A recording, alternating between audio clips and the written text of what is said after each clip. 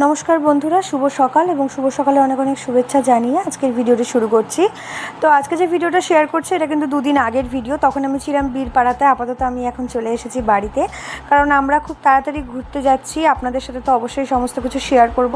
তো এদিকে আমি সকালে উঠে বাড়িতে ডিম সেদ্ধ বসাবো, তো সেজন্য ফ্রিজের থেকে ডিম বের করে নিচ্ছিলাম এবং কালকে রাতে যে সমস্ত খাবারগুলো রাতে ফ্রিজে ঢোকানো হয়েছিল তো সেগুলো সকালে বের করে নিচ্ছিলাম আর দেখে নিচ্ছিলাম যে আর কিছু কিছু বের করতে হবে নাকি।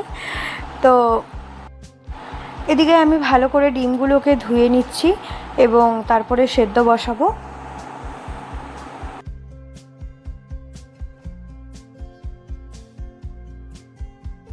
ডিমগুলোকে এখন লবণ দিয়ে সেদ্ধ করতে বসিয়ে দিলাম আর এদিকে বসিয়ে দিয়েছিলাম ভাত। তারপরে সকালে যে চা খাওয়া হয়েছিল সেই কাপগুলোকেও ভালো করে ধুয়ে নিচ্ছিলাম।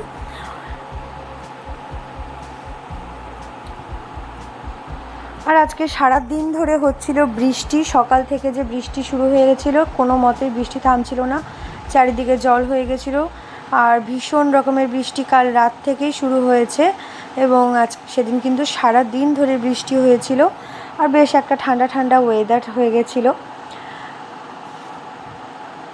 তারপরে এদিকে ডিমও আমার সেদ্ধ হয়ে গেছিলো, তো ডিমগুলোকে ছুলে নিচ্ছিলাম, কারণ সকালে আজ হয়েছিল আলু সিদ্ধ, ডিম সিদ্ধ, ডাল সেদ্ধ এবং ভাত।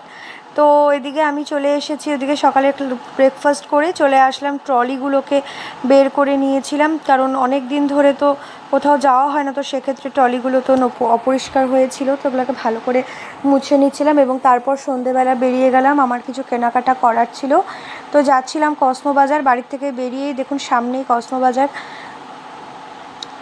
একদম বাড়ির কাছেই আমাদের সমস্ত কিছু, একদম মার্কেটের ওপরেই বলতে পারেন আমাদের বাড়ি।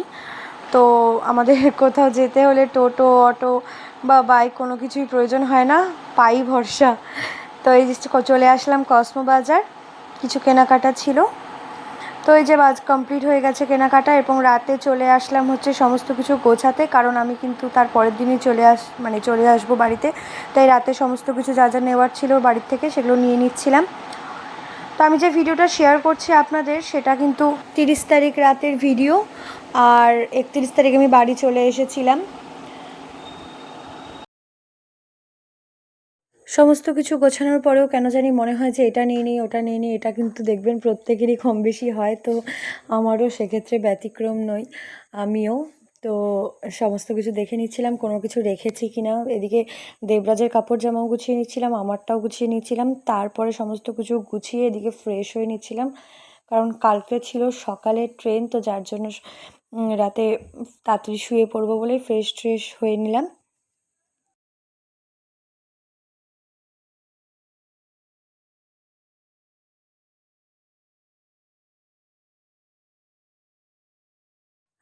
এবং রাতের যেটা নাইট কেয়ার থাকে, যেটা চুল আঁচড়ানো, ক্রিম লাগানো, সেগুলোই করে নিলাম। তো আমার ভিডিওটা আপনাদের কেমন লাগলো অবশ্যই জানাবেন। তো দেখা হচ্ছে নেক্সট ভিডিওতে, টাটা।